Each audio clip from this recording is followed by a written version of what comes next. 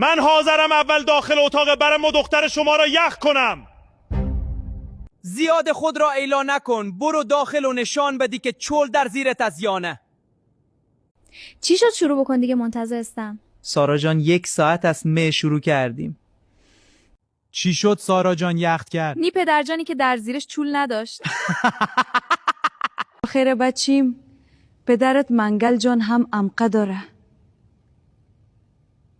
بچهای شاه چولم موزه و استاد کنگه برید و خود سارا جان داره بشکنانید. بس اول من شروع کنم یا تو؟ اول من شروع میکنم. هر دو یک جا بیاین. چی شد سارا جان یخت کرد؟ نی پدرجان اینها هم که در زیرشان چول نداشتند.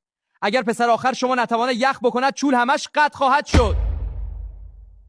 بچیم غلام سخی همه امید ما تو هستی، برو عزت ما را نجات بتی. هیچم تو خیمه رفتم. بیا حالی یک قنداق کاری کنم. چی شد سارا جان یخت کرد؟ چرا گریان داری؟ نی پدرجان نمیفهم در کدام غار داخل کند و جای اشتباه داخل کرد. چالشان را ببرید. کی جراحت کرده چول بچهای من را ببرد؟